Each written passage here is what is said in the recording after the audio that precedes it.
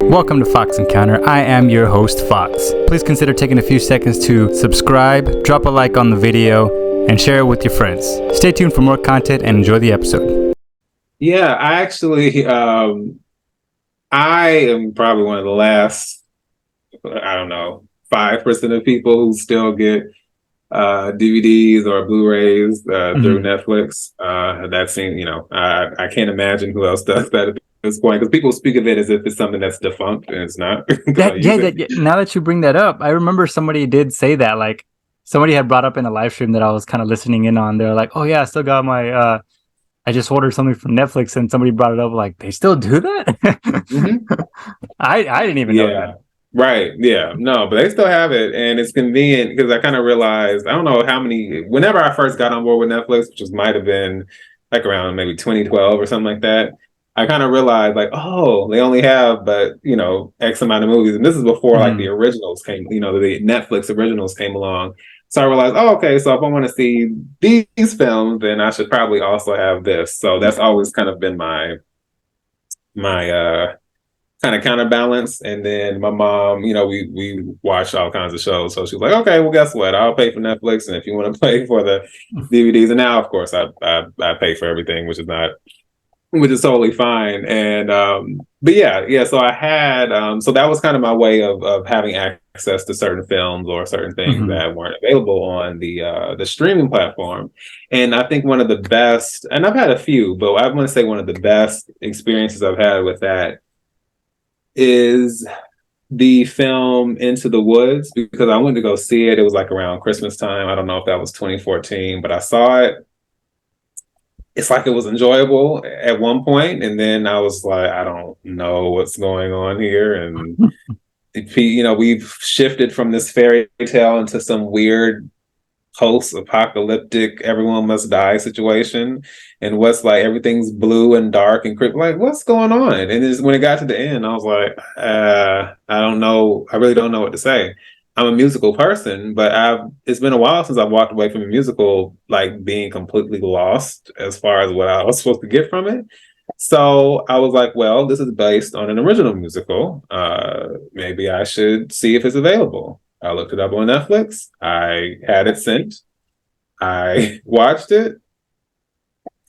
Completely enraptured from beginning to end. I was like, oh, this is what it's supposed to be. Because mind you, it's not even just the fact that the original is better in every single way. It's the fact that because Disney got on board with it, they figured all the intentional adult themes and nuances and messaging there, like, oh, we got to find a way to do this. We can't have Rapunzel getting crushed by a giant, so let's do this instead. And like they did all these things that made it confusing. It's just like the whole story is about fairy tales, what's taught to children, but they use it from the framework of what if these characters, because the first act is happily ever after. They defeat, the giant, or they defeat this thing, and they overcome the obstacles. They do the thing they're supposed to do, and it's happily ever after. But Act 2 opens with them all singing the same song they were singing when the musical opens about, I wish for this, I wish for that. And even though it's happily ever after, they're still not satisfied. And, they go from there. And it's about how you have to be careful about what you teach children about happy endings and happily ever after and what will actually happen in life. There's even a song at the end that says children will listen. And the impact, what you tell children and the impact you have on them, that is the spell. And you have to be careful what that spell will cast on them, because when they grow older, they'll listen to what you have to say, and it will shape who they become in the future. And I was like, oh, wow. So yeah, it blew me away completely. But like I said, they completely chopped and screwed that in the film, which, yeah. But as soon as I saw that, I was like, this is going to my collection now. And I immediately went and bought it and had it sent to my house, and it's still there. It's actually right over here, I think. So yeah, so I think it was, and I did that with Edge of Tomorrow, Upgrade, and then there were none, like there were a few. But yeah, I think that was great for me because I probably wouldn't have thought it. And I had a couple of experiences where I bought something that looked good and it wasn't expensive, but I still was mad. So I was like, we got to find another way to do this. one of the things that I was gonna ask about that was like how you feel about like legacy shows and films kind of coming back to kind of cater to a new era of consumers, I would say, because it's not a lot of these Mhm. things that are coming back aren't catering to the fans, is they're just trying to draw in like a younger era of people that have like zero connection or zero nostalgia or zero like love for that kind of for that those IPs. And one of them that I really want to do a whole like deep dive and video on is Willow, Mhm. Oh because gosh, I knew as soon as you said it, that's what I yeah, thought. Like that's one of the ones I thought about. Yeah. because I'm very mixed on it. I mean, now I'm probably gonna do it because of the fact that they've already come out and said that it's been canceled. They're not gonna do Yep. another one. And I was like, Right. I knew it because from episode one, I was like, this is not Willow. Hmm. It's not Willow.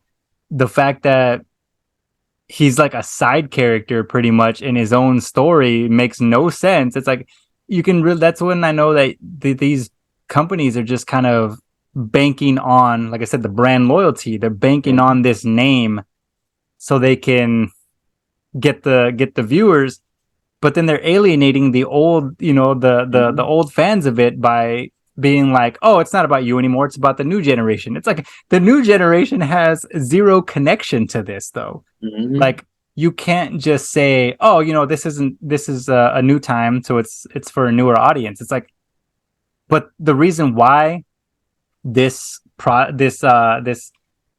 this IP is so popular and why it has lasting Hmm. power is because of the original fans that made it popular in the first place. And I think that's what a lot of these companies don't get is like you can't just toss aside the old fans for new ones when the old fans are the ones that made it popular in the first place. So like yeah, with Exactly. Willow, it was just I could see it coming. I was like, one of these the characters, they're not written well at all. The acting is very bad. and Hmm. and I kind of don't blame the actors for it either because they're just trying to do the best they can with what they got, and what they got is not very good. And then Right. yeah, there were some parts where I'm like, oh, okay, this is kind of interesting. But then it just Uh-huh. like the thing that comes after it is just completely just debunks it. And I'm like, oh, all right, there we go. We're back to the not so good stuff.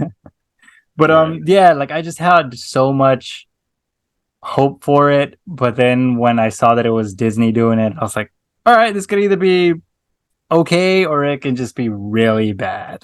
And the thing is, I remember Willow when I was very, very young, and how interesting I thought it was. I'm not mocking or being funny, but it was the first time I had seen a little person before, Mm-hmm. and so that was kind of like I can always pinpoint all a lot of experiences where I learned something new, or I saw something new that I hadn't seen before, and I thought it was he was such an endearing character, and then I loved the setting, all that, but I have to go back and rewatch it as an adult because I realize a lot of that is still relegated to me being young, and so I need to have the full experience, especially Mm-hmm. now after this series. But I think the problem is, well, number one, we've already discussed Disney, so we know how that goes. But it's like you cannot just throw out IPs at people just because you can. Because I was going to ask you, have you seen Blade Runner 2049? Did you like that, or were you just burnt out? I That's another one of my huge hot takes that I have is that I adore Blade Runner 2049, but I do Yeah. not like the original Blade Runner. What the hell did you just say?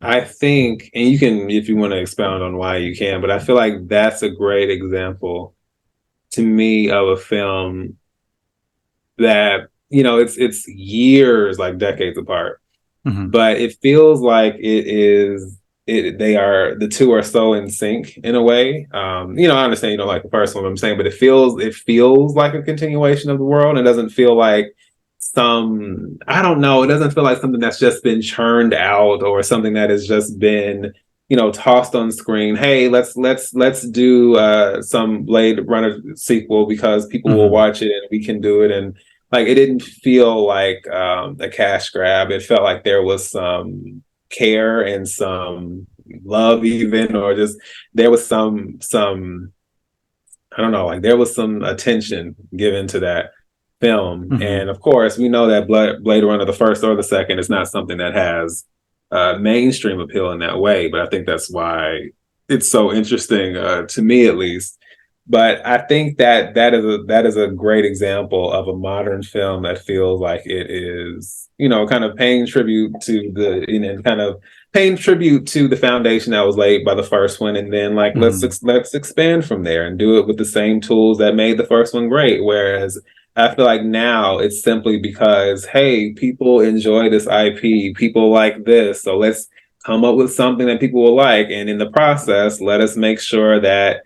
And and it frustrates me so much to say this because a lot of people who say it,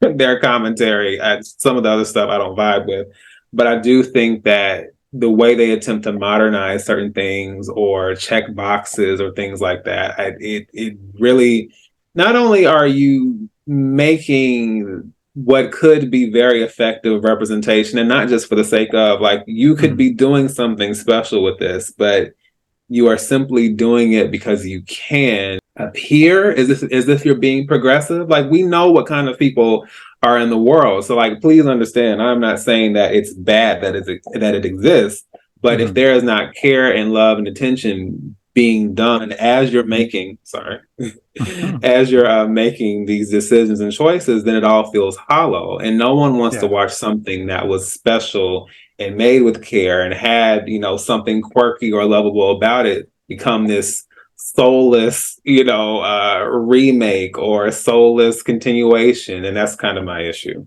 I look at those things and just be like, I get why they're doing it.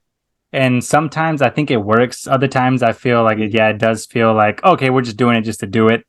But yeah, I feel like in the general sense, people kind of can see through all of that when they're not being genuine, and when it comes to that, or when it comes to remakes or continuations of stuff, when they know that they're just doing it just because they can and they're not putting any kind of care into it. I mean, one of the biggest ones, I guess you could say, would be like the Star Wars saga, like the last 3 Star Wars movies. Like, people, I understand why some people like them, but we also can't dance around the fact that it was done purely because they could for money, because it's Star Wars and people like Star Wars. They had no intention of making a cohesive story or continuing like the legacies of these characters. They had like no intention of that, and that's been proven already. So like with that one was too, it was just like, I saw right through that too. The first time I saw it, I was like, this isn't really Star Wars. I don't really know what this is, but it's not Star Wars. I mean, they could have just done a whole nother movie and not called it that with these same exact characters, and it'd be like, oh, okay, this is kind of cool. Right.